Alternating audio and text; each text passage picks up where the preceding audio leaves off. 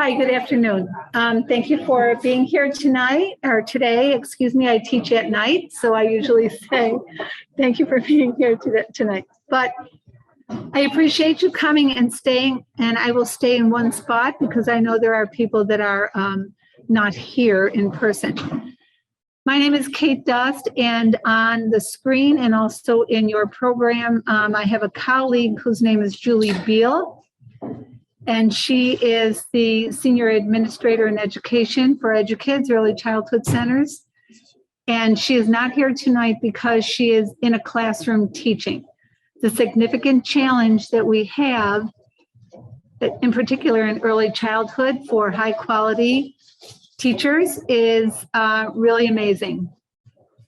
Right now, all of the EduKids administrators and senior program directors are in a classroom teaching.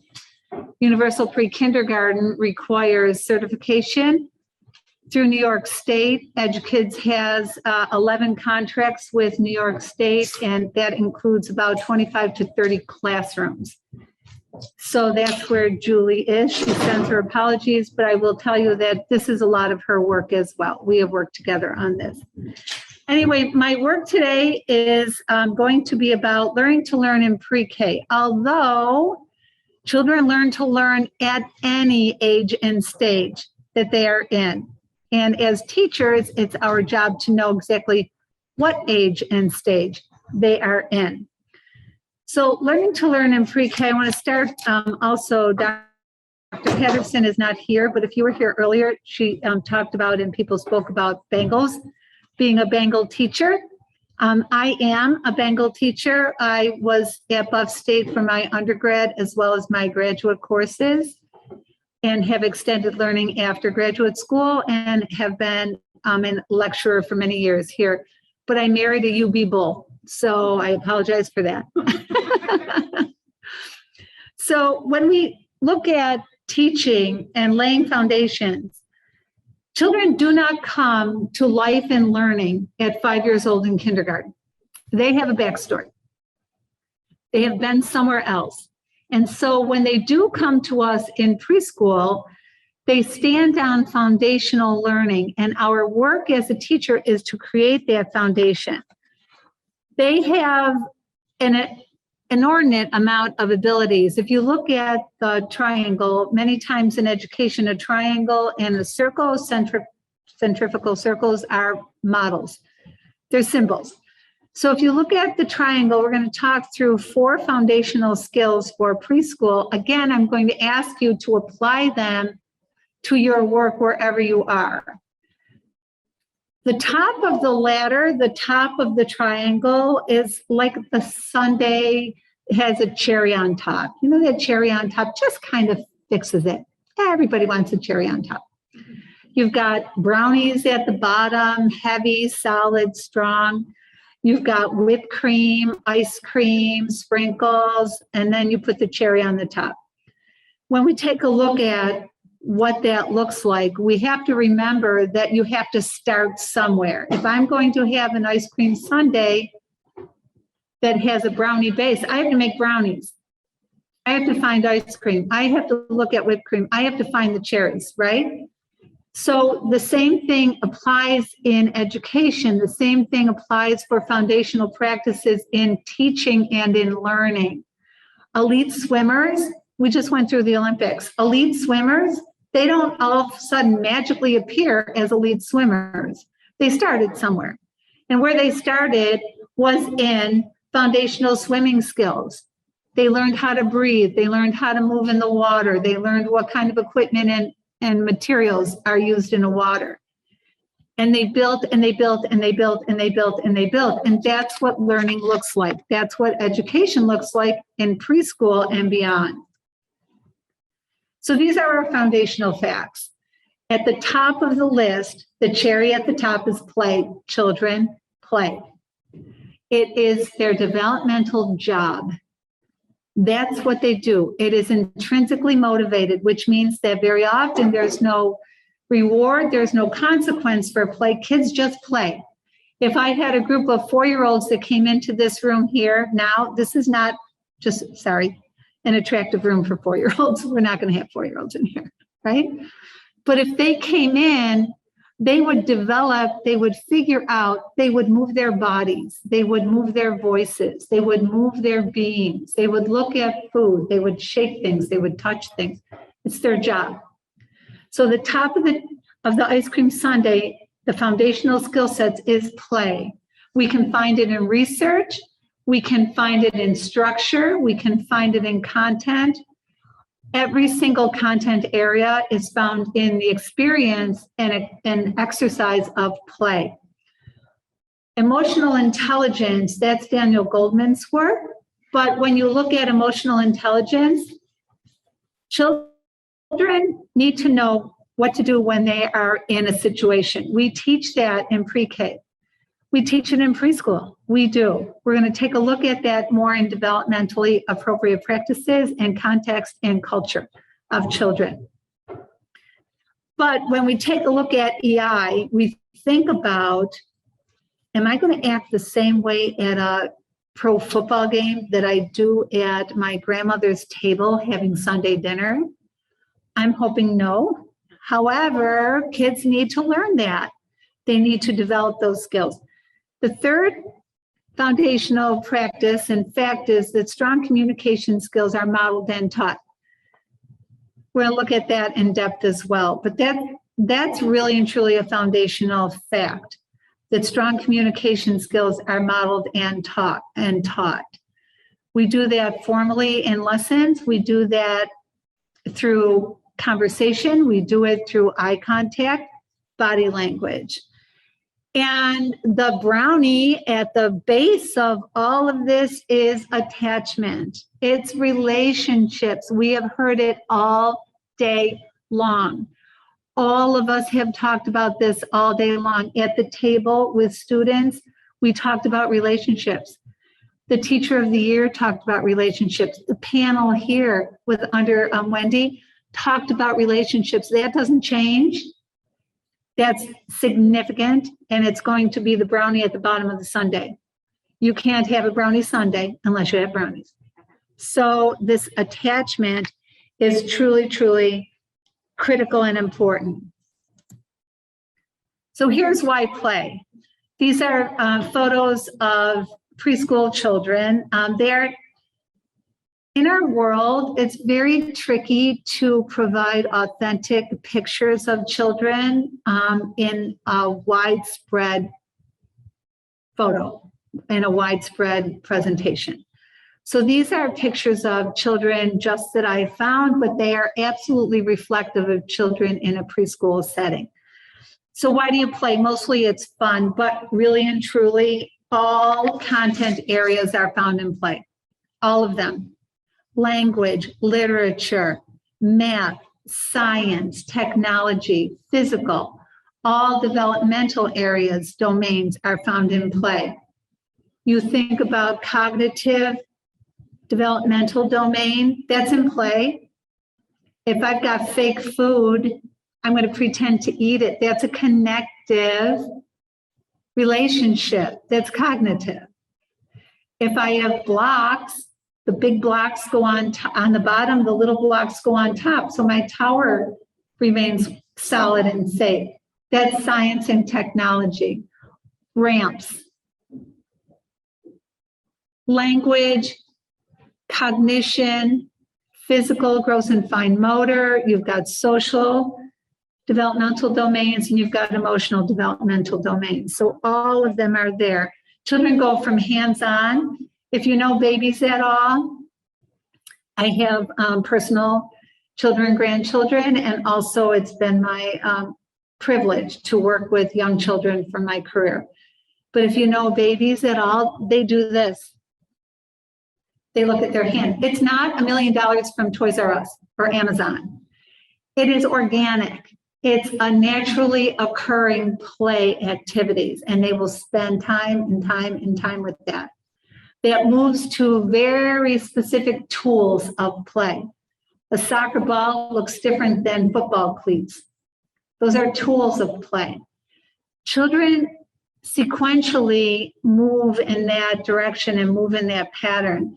And I'm speaking up here, which I'm opposite of you. So we know that anything that is in real life goes from left to right in your world, but in my world, it goes this way. So we have this that is happening.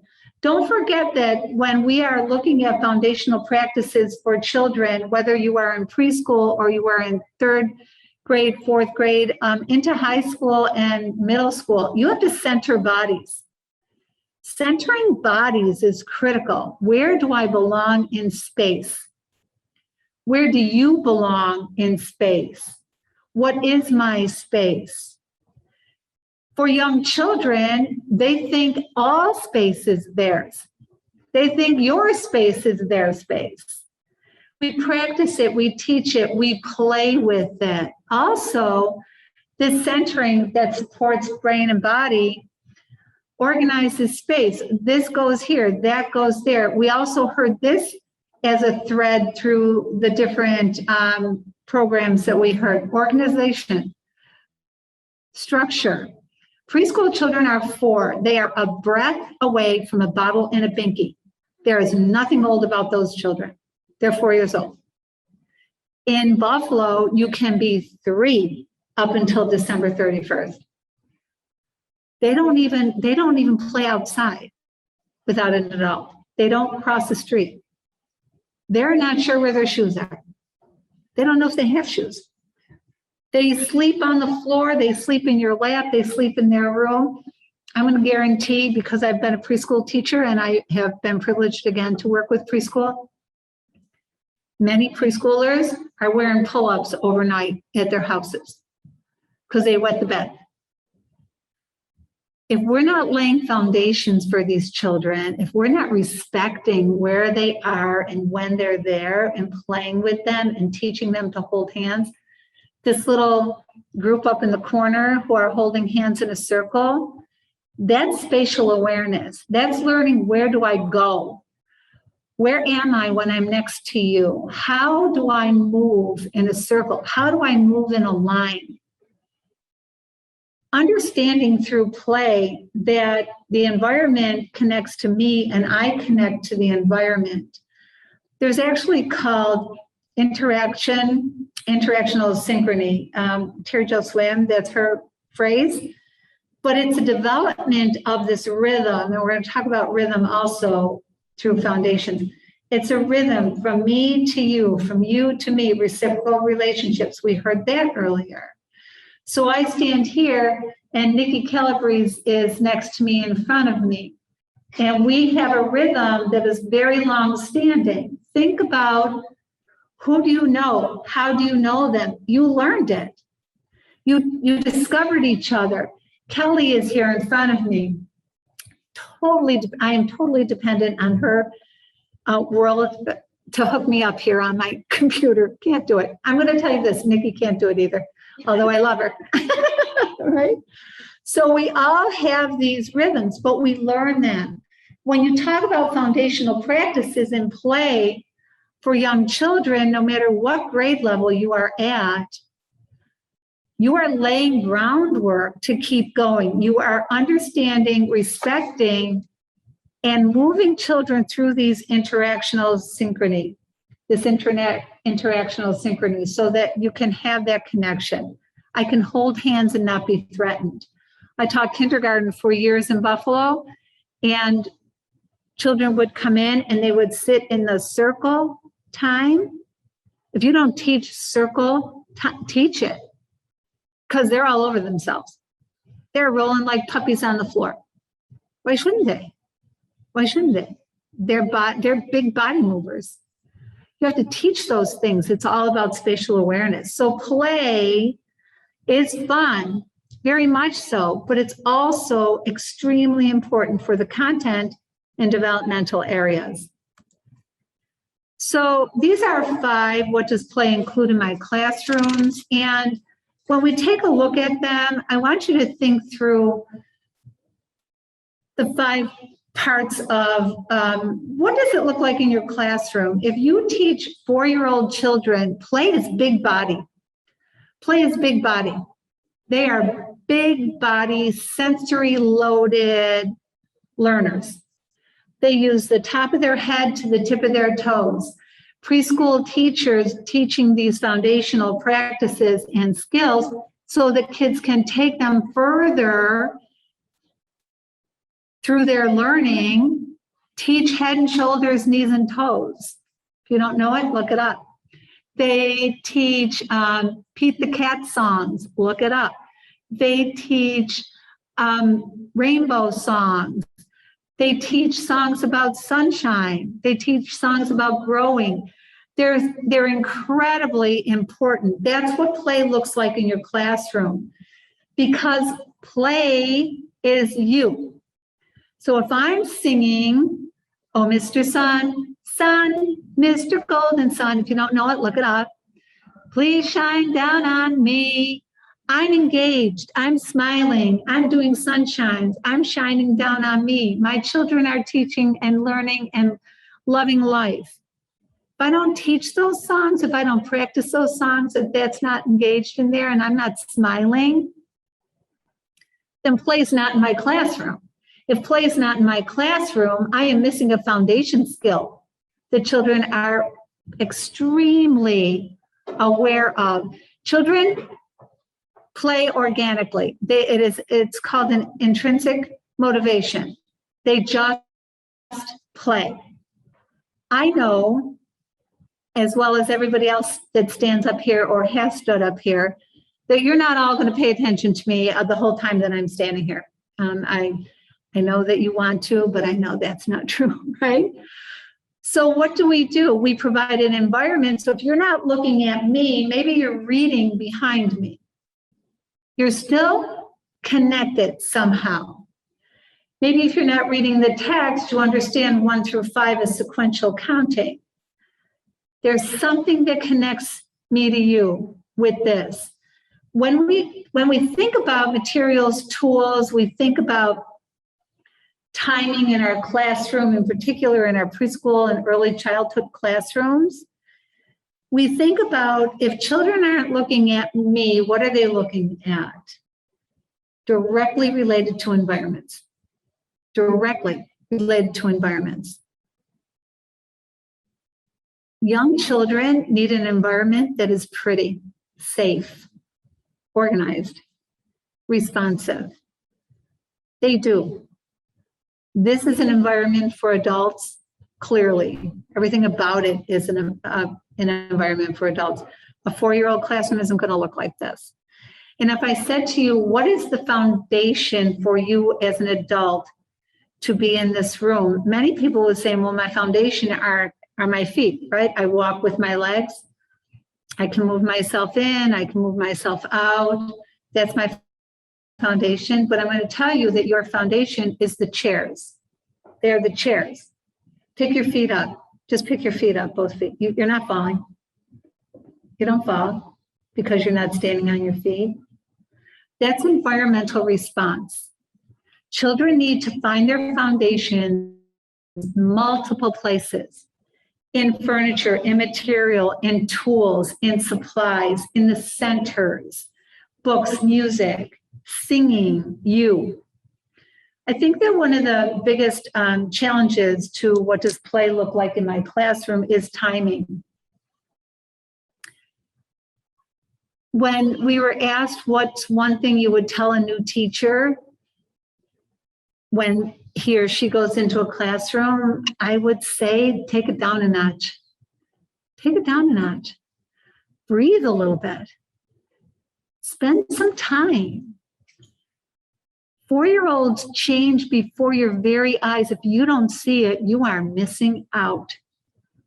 They move from random ping pong, all over the place, children and learners, to sequentially developing body and mind, soul and heart, all of those things. They do, I'll guarantee it. They do. But if you don't see it, nope, you're missing. Make sure that timing is clearly something that you are part of. The next foundation is emotional intelligence. That is, well, I'll read them to you. We're missing No, that's the first one. Kelly, can I move that black thing over? How do I do that? Slide it. Sorry. Oh, look at you. You're like a genius. Yeah. Can do. Okay. Thank you. Thank you all. Okay. So emotional intelligence, what is it? By definition, it's knowing and practicing. Not just knowing, but practicing. 5 essential skills. Knowing your own emotion, being self-aware. How do you feel? You just ate lunch. Tired, lethargic, I need a drink, I want to walk, right? Being self-aware. Children are egocentric. So when we talk about them being self-aware, that's their job, to know about who they are. How do their legs work? How do their arms work? How does their body work? If I move my face, if I move my ears, if I move my back, how does that work? They want to figure out how to manage their emotions. Children, as they get older, and we look at preschool and we look at kindergarten in particular, the early childhood years, they don't want to be out of control. They don't. They know if they are. They know if they are. They know if you're, quote, mad at them. They know if you're happy with them. They know if you're excited to see them. They know all of these things. They do. So as teachers, when we help children manage those emotions and we think about sequentially, how does that work? What does that look like? We build in not just the emotional intelligence, but the physical centering. We build in, where do I belong in space? We build in recognizing how you are, what you think, what you do. These masks are challenging. No question. No question. You can't see if I'm smiling or not. I am. But what if I do this? Look at my eyes. This is called crunchy eyebrows. If I have crunchy eyebrows, something's wrong. Something's wrong. Children are genuine and they are okay with having crunchy eyebrows. They're okay with having batty eyes. They're okay with all those things. So when they're curious about something, they're not going to say, you know what, Miss Kate, I'm really, really curious about how that magnet works. I don't understand it. I'd like you to explain it to me. At 4, not happening. Not happening. But if I see crunchy eyebrows and a child looking at a magnet and trying to get it to stick to something, that's my job as a teacher to understand that's emotional intelligence. They need something from me. I need to provide it for them. So EI is a lot of observation. Children learn the language of intelligence and emotional stability. They learn the language. They don't come with it. They come with their name, possibly yours, and a lot of no's, and a lot of minds. When we teach emotional intelligence, we model it. This is Miss Kate's space. This is Miss Kelly's space. This is Miss Patty's space. We are modeling where people belong and identifying that. So then later on, they can say, ooh, Kelly, this is my space. And they're correct. They're correct. Handling all of these things, recognizing where you belong, recognizing where other people belong, that's emotional intelligence. And it starts with talking about feelings. It really does. And I know that we probably aren't supposed to do this because of the Zoom and stuff, but could everybody just kind of stand for a minute behind their chair? Behind their chair.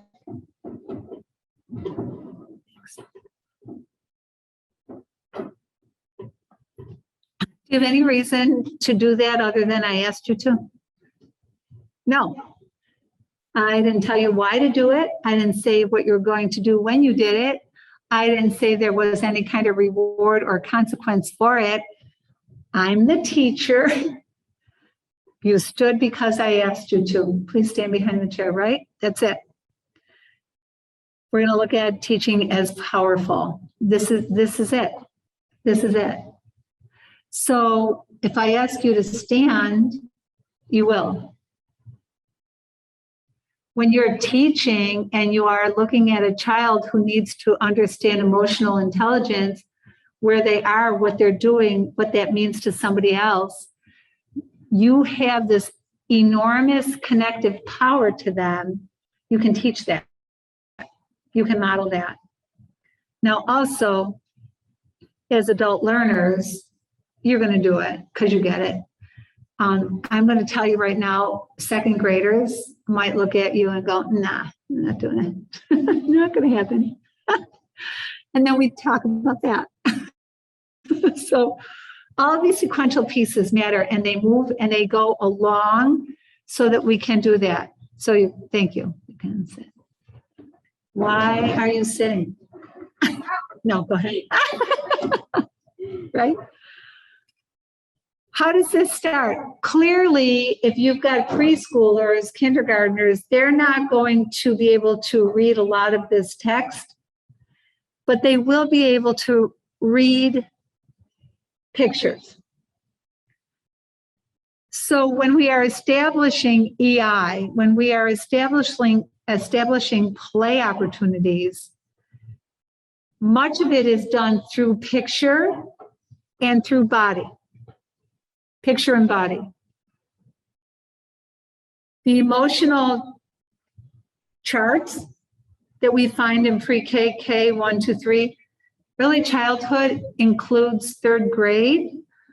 So very often that is not recognized, but the tenets, the philosophies, the teachings, the developmental sequential learning that we have to hold on to as priority goes from birth to to age 8. Age 8 is third graders. What do third grades look like? Are they early childhood centered? Very often not. But developmentally responsive philosophy, theory, and practice is an early childhood setting. So we have to really be cognizant of that as we move through our classrooms. So young children, they need a mad face, a happy face, a tired face, a scared face. And they can identify where they are, and you can then bridge that and connect that to language. It's all about that. All right, this is not letting me move. Hold on.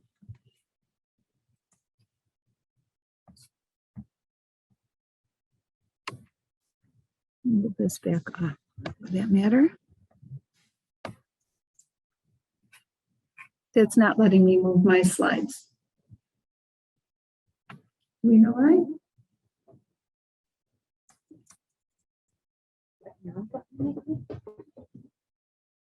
I don't know.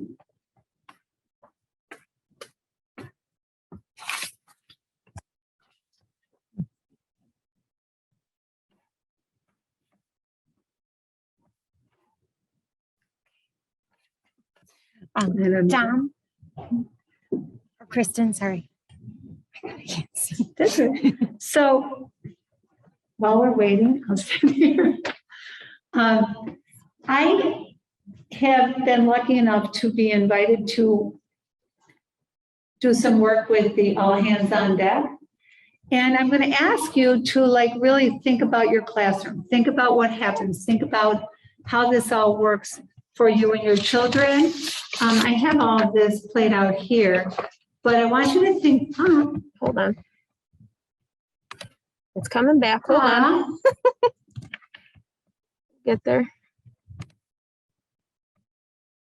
Okay. Okay. There's Shane. Okay. Coming back, friends. Hold on. I'm sharing my screen. And we're sharing that. Okay. So you should be able to. There it is. Thank you. Okay. You're welcome. Yeah, you're great. Thank you. It takes a team, right? It takes a village, and I got to move myself over. So, and thank you. So, part of emotional intelligence, it's what's called a social, what's called a social brain. So if that, excuse me, if that happens, I know that there's a resolution for it, but knowing the resolution doesn't take away the fact that everybody worries about what's going to happen next. Do you want me to do something different than what I'm doing? No, you're good. Okay. So emotional intelligence, it's a term. It's language that we use for necessary skills for school success, and we teach it. If you look at the little face on the one side that has all the colors are not inside the line. Emotional intelligence is not always inside the line. Sometimes we have to understand that children are outside the line with their colors. Who's creating the line? You? In your classroom? Your administration, your school? Who's creating the line? When you know that as a teacher, then you can also understand that children are outside the lines very often. But when we take a look at emotional intelligence and we think about what it is and what it means and what it provides for us, it is very often a rhythm. It's a rhythm. The day starts, it builds into learning, laughter, and relationships. It moves into quiet, reflective time, lunch, maybe there's no naps, but quiet, right? And then it builds back up into language literacy, content areas, and then children lead. So when we are thinking about all of these things and we're looking at it, we also have to know that we teach it all of the time. If you can sing happy birthday, you can sing anything, including directions. Children's brains work differently under music than they do under formal text. Let's stand at the door, let's stand at the door, let's stand at the door, let's stand at the door. The end. The end. Make it up. That's directions. That's formal instruction. Young children thrive on that. They need a schedule. They need a routine. They need to know what comes next. They don't like surprises. So in this group of children here and thinking through how does that all work, we understand that emotional intelligence is inclusive of play, inclusive of body centering, inclusive of respect for myself and my friends, and I learned the language of that. Okay. I, again, can't move anything. Where is my helper? Oh, okay. No, it's on my board, but not on my screen. Focus on mine. I'm showing them my screen. Okay. So if you can move it up there. Sorry, and thank you, everybody. So do you want to stand with me and do it? I don't know what to If do. you would like me to, I can. No, sure. I can just show me how I will. So, Okay. Oop, hit too far. There. Okay. So And then just hit the, this? yep, Got it. Thank you. you got it. So here is a teacher with children, and I put this screen in and I almost did not. But I'm going to ask you to critically look at the teacher and the children. These are clearly older children than preschool. I know that because on the board behind them, remember, Children aren't always looking at you. They're not always going to look at you. You are not always going to look at me. So look what's big, what's in the back, what's behind, what is their connective part of, what is their learning for. So these are older children. I know that because I can see the board behind the teacher, and there is a lot of text, numbers. 4-year-olds, nope, not happening. Even kindergartners, not happening. Think about the difference between now a teacher of older children and a teacher in a pre-K classroom who is doing the same kind of thing. This looks like maybe a morning meeting. It looks like possibly language and literacy.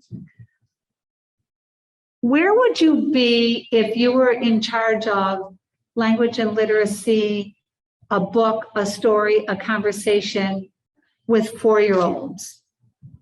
Where would you be? What do you think?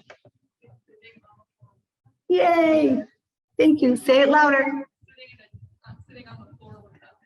You're at eye level with children.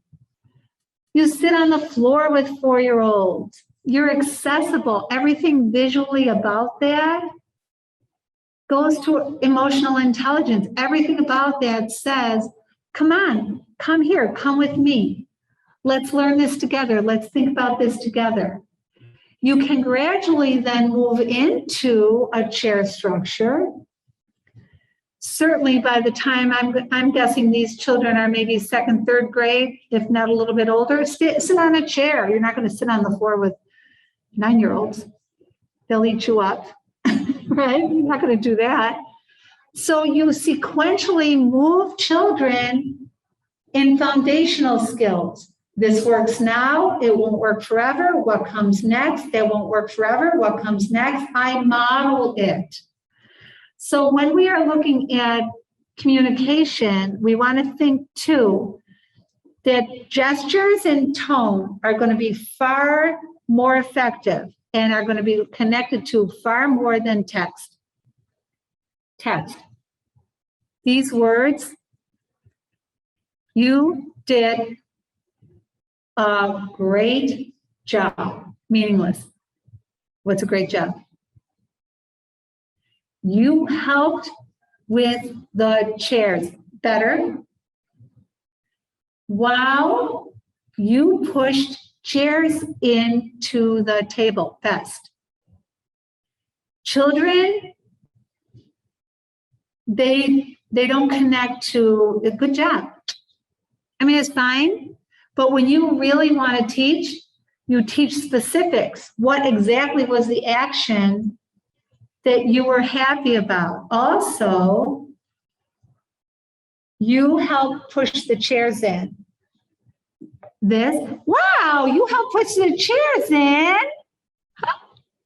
Sounds very different than you help push the chairs in. Push the chairs in. Those are the same words. Clearly different messages. When we are laying foundations for children and we are connecting that emotional intelligence to the language and the learning, you listen to yourself. Listen to yourself. Children, they come all over the spectrum. They're good listeners, they're not. They pay attention, they don't. They have expressive language or it's limited. It's like Christmas, or it's like your birthday. It's like something that creates these boxes of ribbons and wrapping paper. You have no idea what's in them. I don't know what's in them. You know what's in them when you open them up. But when kids walk in the door, you don't know. Oh, okay. So we want to make sure that we're doing all of these things. And children who imitate you like better. Just saying it. Just saying it. If you're a singer and children sing in the classroom, you pay more attention to those children. That's data driven. That's true. Create the space, create the space. So strong communication skills are modeled and taught. We already looked at all of these different things. You are in charge. You are in charge, you are in charge. Pay attention to new language learners, culturally diverse children, children with special needs, but this is going to be you. How do you do it? There's a million ways. Take a look at this slide though, back here. Goes directly to what is behind me. What's behind me? How do I communicate with children? All of these ways. And if I sat with you for another half hour, there would be 100 other ways. How are we doing this? What does it look like in our classroom? Children are body learners. They need to move their bodies. They need to play.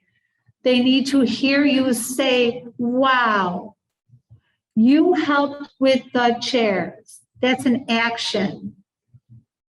They need to embrace who they are and who their friends are, a million different ways. The brownies in our Sunday are attachment. This is longstanding. We have talked about it all the way through.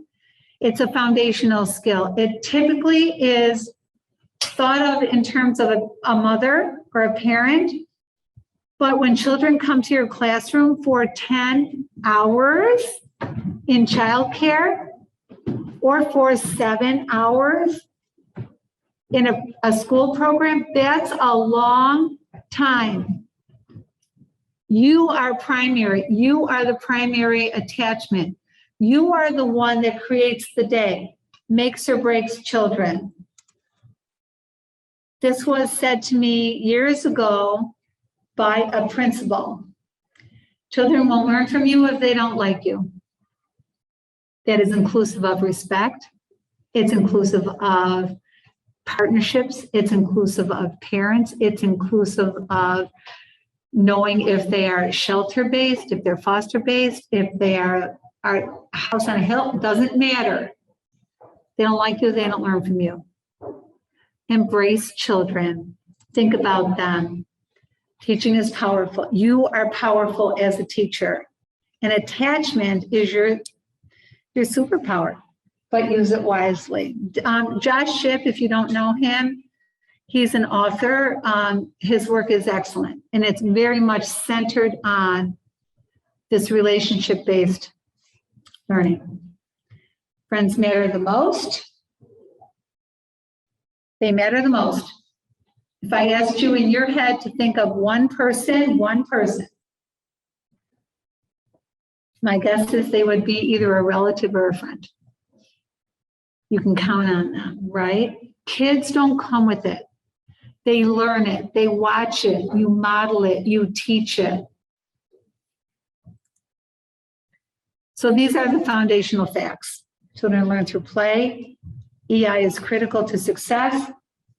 Strong communication is modeled and taught, and attachment to the teacher and friends is primary. It is the brownie sundae with the cherry on top. So thank you for your extraordinary work with young children. You are building foundations.